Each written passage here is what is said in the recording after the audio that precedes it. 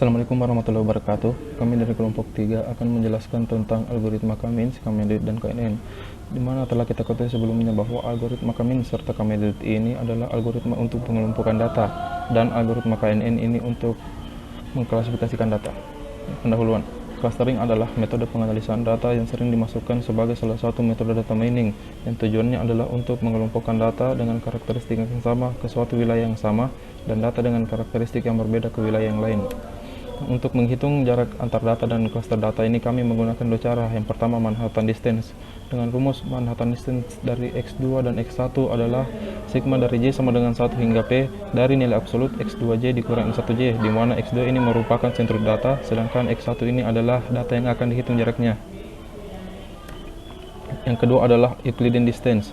Dengan rumus Euclidean Distance dari X2 dan X1 sama dengan akar dari sigma dari J sama dengan 1 hingga P dari X2J dikurang X1J kuadrat, di mana X2 ini merupakan sentroid data dan X1 ini adalah data yang akan dihitung jaraknya dari sentroid, dengan P adalah dimensi data. K-means merupakan salah satu metode data clustering non-hierarki yang berusaha mempartisi data yang ada ke dalam bentuk satu atau lebih kelas atau kelompok.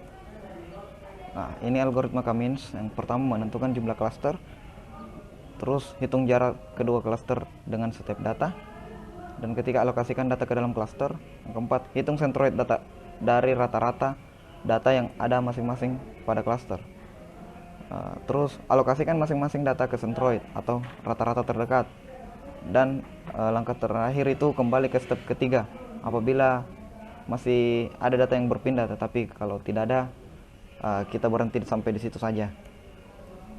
Nah, terus kita masuk contoh kasus. Di sini kami mengambil contoh kasus 10 data dengan 2 variabel, dan kita telah menentukan banyak kelompoknya itu adalah 2. Ya, terus diambil centroid pada cluster pertama. Yang pertama itu C1 sama dengan 2,6 dan 3,4. Lalu hitung jarak dengan Euclidean Distance. Kita menghitung jarak Euclidean Distance di sini yang telah dipaparkan oleh teman saya yang tadi. Terus kita mengalokasikan datanya. Kita melakukan perbandingan C1 C2. Jika C1-nya lebih kecil, distance C1-nya lebih kecil, maka kita memberi nilai 1 di sini. Kalau distance C2-nya yang kecil, kita bernilai 1 seperti di sini. Terus kita mendapatkan gambar grafik dari proses sebelumnya, di mana di sini kelompok 1 dan yang di bawah ini kelompok 2. Nah, terus kita mencari rata-rata dari setiap cluster. Ini rata-ratanya 2 tambah 3 tambah 4 bagi jumlah datanya sama dengan 3. Begitu pula di sini, dan di sini. Nah, terus kita melakukan langkah yang sebelumnya tadi, yang itu distance C1 kita menghasilkan ini, dan distance C2 menghasilkan ini. Ya, lalu kita alokasikan kembali, yaitu melakukan perbandingan distance C1 C2. Jika kecil, kita beri dia 1. Oke. Terus terdapat gambar grafik. Ini kelompok pertamanya dan ini kelompok keduanya. Nah, dan kalau kita lihat dari setiap anggota dari setiap cluster tetap dan tidak ada yang berpindah. Jadi jika kita ulang algoritma yang tadi, sudah tidak ada yang berpindah di antara dua kelas ini, sehingga rata-rata berikutnya pasti tetap. Jadi hasil setelah di cluster dengan metode K-means dapat dilihat dari tabel berikut. Algoritma Kamedoid. Ya, selanjutnya itu algoritma Kamedoid. Yang pertama itu kita inisialisasi atau memilih objek K secara acak yang akan berfungsi sebagai medoid. Yang kedua, mengasosiasikan setiap titik data dengan medoid yang paling serupa dengan menggunakan ukuran jarak dan menghitung biaya.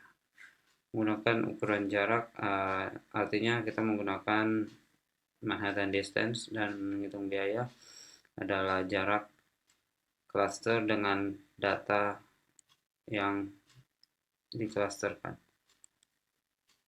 Kemudian yang ketiga itu secara acak memilih objek K baru yang akan berfungsi sebagai medoid dan menyimpan salinan dari set asli. Selanjutnya keempat, gunakan set medoid baru untuk menghitung ulang biaya. Selanjutnya yang kelima, jika biaya yang baru lebih besar dari biaya yang lama, kemudian hentikan algoritma tersebut. Artinya perulangan pada mencari metode yang baru dihentikan. Selanjutnya yang keenam, ulangi langkah kedua hingga kelima sampai tidak ada perubahan dalam metode. Ya. Kita masuk di contoh kasus. Itu terdapat 10 data dengan 2 variabel yang akan diklaster dalam 2 kelompok. Atau K-nya sama dengan 2. Ya, datanya seperti di atas, X dan Y. Ada beberapa data. Kemudian langkah pertama, kita ambil medoid sebagai klaster pertama. C1 sama dengan 2,6 dan klaster kedua C2 sama dengan 3,4. Lalu hitung jarak dengan Manhattan distance, kemudian dengan data-data lain, alokasikan data ke C1 atau C2, kemudian hitung jaraknya dan cost atau biayanya. Ya, kita lihat pada tabel di atas. Untuk data pertama XY 2,6 kita masukkan ke klaster 1 karena jarak data dengan klaster 1 0, jadi kita masukkan ke klaster 1 dan biayanya itu 0 karena pada C1 data bernilai 0, jadi tidak ada biaya yang tidak ada biaya. Ya, selanjutnya seperti itu dan seterusnya sampai totalnya 34. Kemudian kita pilih salah satu data yang akan menjadi medoid baru yang akan ditukar. Misalnya data C2 yang akan ditukar dengan data O-aksen sama dengan 3,8. Bisa dilihat pada gambar. Ya, kemudian lalu hitung jarak medoid dengan data-data lain. Berikut tabel datanya. Nah, setelah kita lihat data O-aksen dibandingkan dengan data C1, sehingga kita mendapatkan medoid barunya total cost-nya itu 46 dan ya, masing-masing cluster untuk setiap data telah ditentukan dengan membandingkan dengan O-aksen. Selanjutnya itu dapat dilihat C2 dapat ditukar dengan O-aksen karena total C1 dan O-aksen lebih pendek daripada total jarak C1 dan C2, sehingga O-aksen menjadi C2 baru. Ya, telah dijelaskan sebelumnya mengenai algoritma K-medoid dan algoritma K-means. Sekarang kita menjelaskan perbandingan antara algoritma K-medoid dan algoritma K-means. Pada gambar 1 merupakan proses algoritma K-means dan gambar kedua adalah proses algoritma K-medoid. Nilai iterasi pada K-means lebih kecil daripada K-medoid, namun hasil clusteringnya kurang efisien sehingga ada 2 centroid saling berdekatan dan ada 1 centroid yang memiliki keanggotaannya jarak saling jauh. Pada K-medoid lebih efisien, namun nilai iterasinya lebih banyak. Adapun perbandingan utama antara K-means dan K-medoid pada kompleksitas pada K-means itu big O I K N, sedangkan K-medoid itu big O I K N kurang K kuadrat.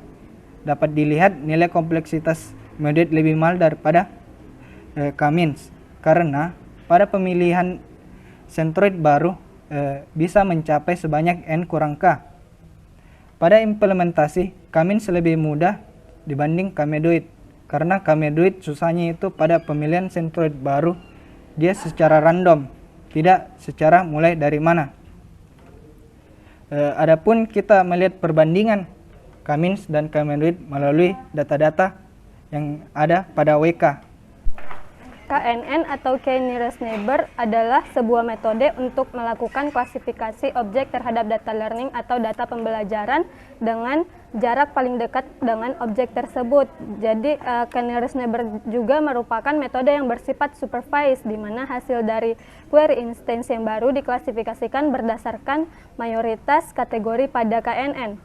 Selanjutnya itu algoritma KNN. Yang pertama, kita tentukan parameter K-nya terlebih dahulu atau jumlah tetangga paling dekatnya. Yang kedua, kita menghitung kuadrat jarak Euclidean objek terhadap data training yang diberikan. Terus yang ketiga itu ya kita mengurutkan hasil nomor 2 secara ascending. Ya, kemudian mengumpulkan kategori Y klasifikasi nearest neighbor berdasarkan nilai K-nya. Kemudian yang kelima, dengan menggunakan kategori nearest neighbor yang paling mayoritas, maka dapat diprediksikan kategori objek. Nah, di sini terdapat contoh kasus, yaitu terdapat 10 data dengan klasifikasi baik atau buruk. Lalu ke data yang akan diklasifikasikannya itu 4,5, apakah dia termasuk dalam klasifikasi baik atau masuk dalam klasifikasi buruk. Nah, yang pertama yang kita harus lakukan yaitu kita tentukan dulu banyak tetangga terdekatnya.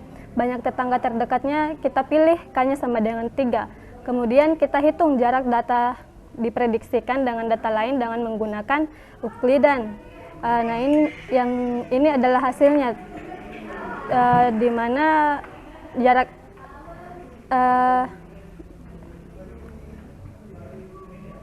kemudian kita sortir data secara ascending berdasarkan jarak.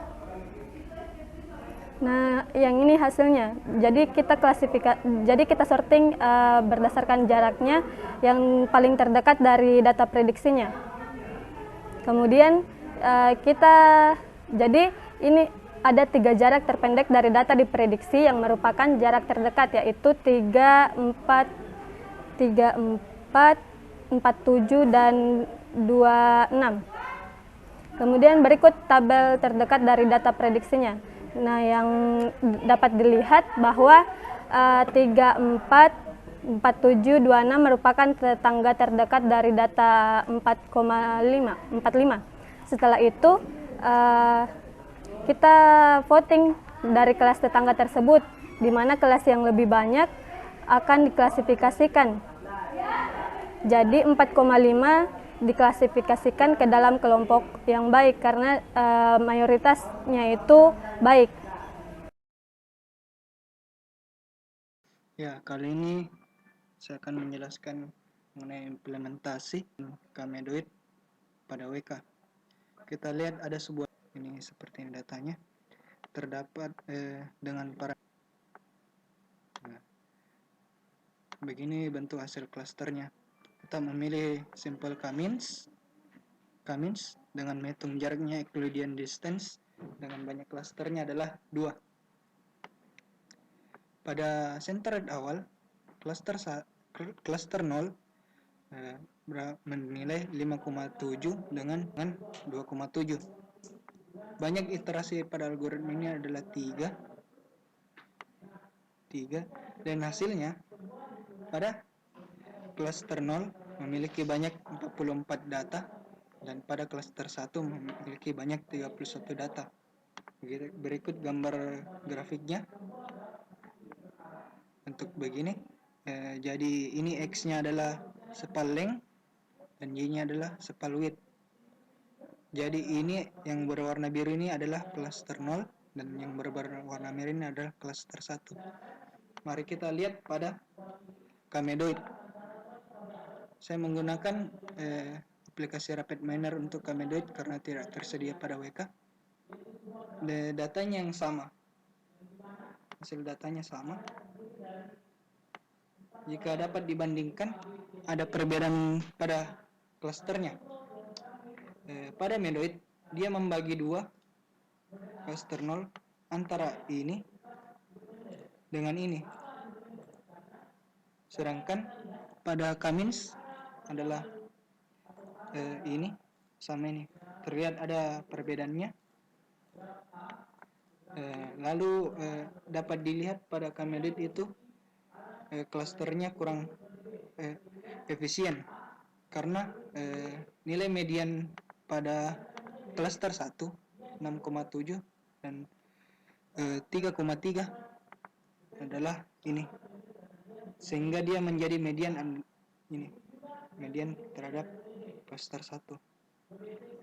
Jadi dapat dilihat pada ini data berikut ini, K-means lebih efisien dalam mengklaster pada data ini. Sekian, terima kasih. Assalamualaikum warahmatullahi wabarakatuh.